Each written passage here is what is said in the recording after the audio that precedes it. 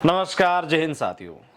सेना रैली भर्ती के इंतजार में युवाओं की लगातार देश की संसद के ऊपर नज़र टिकी हुई है, क्योंकि वर्तमान में देश में पार्लियामेंट का सेशन चल रहा है और इसमें कई सारे सांसदों ने इस मुद्दे को फिर लोकसभा में रक्षा मंत्री जी के सामने रखा है। और ये पहली बार हुआ है कि देश के रक्षा राज्य मंत्री अजय भट्ट जी और देश के रक्षा मंत्री राजनाथ जी ने दोनों ने संयुक्त रूप से राज्यसभा में एक सेना रैली भर्ती को लेकर एक बयान दिया है। देश के नामी सांसदों ने इस मुद्दे को राज्यसभा में उठाया था, जिसके माध्यम से उन्होंने लिखित और मौखिक रूप से जवाब दिया है। इस वीडियो के माध्यम से सबसे पहले राजनाथ जी ने जो सदन को अवगत करवाया है, राज्यसभा जो मेंबर जिन्होंने इसके बारे में जानकारी मांगी थी सेना रैली भर्ती को लेके, उससे अवगत करवाया। सबसे पहले वो बयान जो उनके द्वारा संसद में दिया गया वो देखते हैं और उसके बाद में उसके ऊपर चर्चा करते हैं कि आखिरकार उस बयान से आने वाले दिनों में सेना रैली भर्ती शुरू होने के क्या मायने देखे जा सकते हैं। साथ ही साथ अगर आप सेना रैली भर्ती की तैयारी करते हैं साथियों, तो लगातार अपने रिप्रेजेंटेटिव से जो भी आपके मेंबर ऑफ पार्लियामेंट है उनको अवगत करवाते रहें,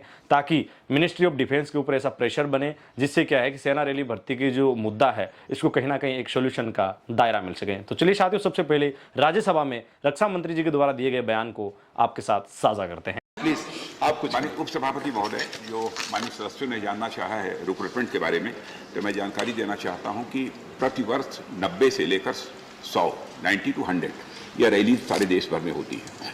हमारी आर्मी का यह पूरा प्रयास रहता है कि रैलियों को इस प्रकार से आयोजित किया जाए प्रतिवर्ष, ताकि देश का कोई भी जिला शेष न बचे।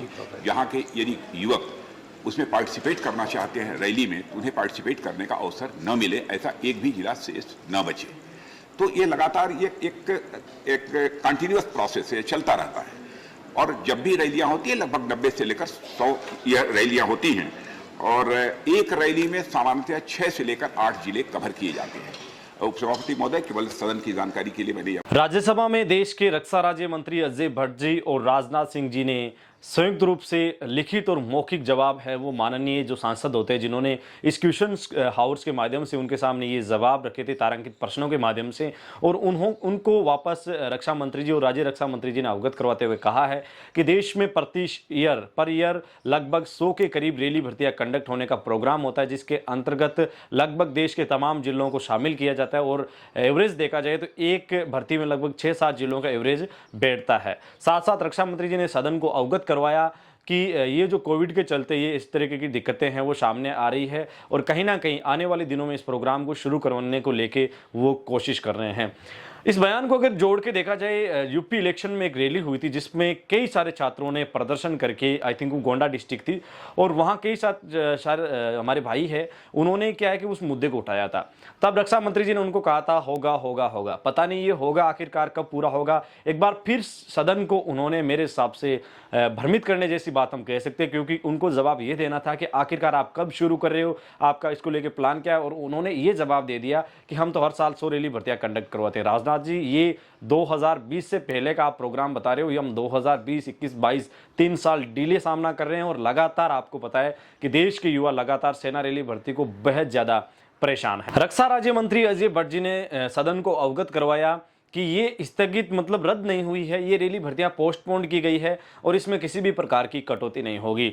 आने वाले दिनों में एक संक्षिप्त जानकारी आपके साथ साझा की जाएगी, जिसमें हम आपको बताएंगे कि एयरफोर्स, नेवी और आर्मी तीनों में कितने पदों की भर्ती पिछले 2 साल में करवाई गई है, और सदन के माध्यम से जो दस्तावेज मेंबर ऑफ पार्लियामेंट को दिए गए हैं उनके प्रश्नों के जवाब में, वो आपके साथ मेरा साझा करने का प्रयास रहेगा। साथ ही साथ मैं आपसे रिक्वेस्ट करता हूं, क्योंकि ये बहुत इंपॉर्टेंट मुद्दा इसलिए बना क्योंकि कई सारे साथियों ने इसके लिए संघर्ष किया, कई युवाओं ने मेंबर ऑफ पार्लियामेंट MP से मुलाकातें की और लगातार लेटर गए, मिनिस्ट्री ऑफ डिफेंस के ऊपर लगातार प्रेशर बना, और कहीं ना कहीं रक्षा मंत्री जी को इसके बारे में जवाब देना पड़ा। लेकिन अभी मुझे लग नहीं रहा कि किसी भी प्रकार की कोई रुचि दिख रही है, क्योंकि कई स्टेट्स में इलेक्शन खत्म हो गया और अब यहाँ कोविड का नाम है वो वापस दोहराया जा रहा है। चीन से जो डरावनी तस्वीरें आई उसको मुझे भी पहले भी इस बात का पता था कि कहीं ना कहीं मार्च माह है वो होता है लॉकडाउन की ओर अग्रसर हो सकता है, या कोविड की लहर को लेके कुछ ना कुछ बताया जा सकता है, क्योंकि पिछले 2 साल में 2 ऐसे इलेक्शंस आ चुके हैं जिनके बाद में कोविड के प्रकोप को बताया गया है, ये हो सकता है हकीकत में है, लेकिन कोविड का प्रकोप 2 इलेक्शन के बाद हमेशा देखा गया है। साथ ही साथ सेना रैली भर्ती को इससे जोड़ना आई थिंक गलत होगा, क्योंकि कोविड की लहर के बीच भी राजस्थान के अजमेर में सेना रैली भर्ती कंडक्ट की जा चुकी है। साथ साथ उदयपुर एआरओ में पिछले साल फरवरी माह में सेना रैली भर्ती भी कंडक्ट की जा चुकी है। तो आखिरकार राजनाथ जी एक मुंह से तो ये बोल रहे हैं कि ऑल ओवर इंडिया में हम किसी भी डिस्ट्रिक्ट को पीछे नहीं रखना चाहते। तो मैं राजनाथ सिंह से पूछना चाहता हूं कि आप किसी भी डिस्ट्रिक्ट को अगर पीछे नहीं रखना चाहते तो फिर पिछले 2 साल में आपने 5-4 जगह रैली भर्तियां कैसे कंडक्ट करवाई? ये तो सरासर भेदभाव होगा कि किस जगह आपने भर्ती करवा दी और कई बच्चे 2.5 साल से इंतजार कर रहे हैं। सो किसी तरीके से मेरा फिर आपसे रिक्वेस्ट है कि आप प्रेशर बनाओ अपने जनप्रतिनिधियों के ऊपर, अपने सांसद के ऊपर, उनके कार्यालय जाओ, उनको लेटर थामो कि आप किसी न किसी तरीके से मिनिस्ट्री ऑफ डिफेंस से बात करो, निजी मुलाकात करो। कई सारे साथी कमेंट्स करते हैं कि सर आप राजनाथ सिंह जी से मिलो। देखिए, आपको पता है बड़ी लंबी प्रोसीजर्स होती है। अगर आपका मेंबर ऑफ पार्लियामेंट चाहे तो एक प्रतिमंडल बना के आपको 10 लोगों को उनसे मिलवाने की अगर काफ़ी कोशिश करे, पॉजिटिव तरीके से कोशिश करे, तो वो आपको इस कार्य के लिए मेरे हिसाब से आपको उनसे मुलाकात करवा सकता है और आप अपनी मांग उन तक पहुंचा सकते हैं। लेकिन बात तो ऑलरेडी उन तक पहुंच चुकी है, किसी मीडिया के माध्यम से या स्टूडेंट्स खुद के माध्यम से, सांसदों के माध्यम से। लेकिन अब काम करना नहीं करना ये ऊपर डिपेंड करता है, मिनिस्ट्री ऑफ डिफेंस है, रक्षा मंत्री है, उनके ऊपर। विगत 2 साल में सदन में जो जानकारियां दी गई है उनके हिसाब से बात भी सामने आ रही है कि एयरफोर्स और नेवी में तो भर्ती करवाई गई है। हालांकि इनरोलमेंट रिजल्ट कई बाकी है, लेकिन नेवी में तो लगातार भर्ती की जो प्रोसीजर है वो लगातार चालू है। तो फिर आखिरकार एयरफोर्स और नेवी के साथ साथ आर्मी की भी भर्ती क्यों कंडक्ट नहीं की जा रही है? इसके ऊपर जरूर मिनिस्ट्री ऑफ डिफेंस को विचार करना चाहिए। और साथ साथ जो युवा है जो बैठ चुके हैं, प्लीज आप कोशिश कीजिए, एक साथ आइए। और कई सारे साथी बोलते हैं कि सर एक ऐसा आंदोलन किया जाए।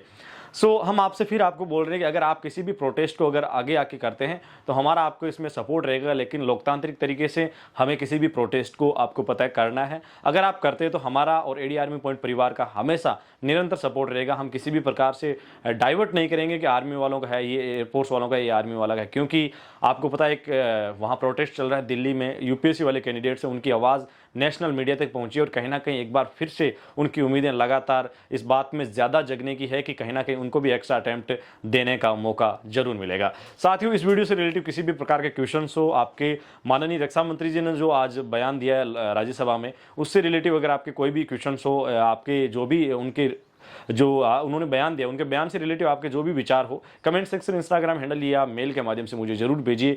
आपके जो भी क्वेश्चंस हो उन क्वेश्चंस के ऊपर सटीक और विश्लेषण करने के बाद, एक अच्छे तरीके से विचार विमर्श डिफेंस एक्सपर्ट से करने के बाद वो जानकारी है वो आप तक पहुंचाने का मेरा सदैव प्रयास रहता है। आप देख रहे थे डीआर रिपोर्ट, अपने मेजबान दनिश को दीजिए इजाजत। वीडियो के अंत तक बने रहने के लिए आपका दिल से शुक्रिया। मिलेंगे एक और सटीक और ताज़ा अपडेट भरे वीडियो के साथ, तब तक के लिए जय हिंद, जय भारत।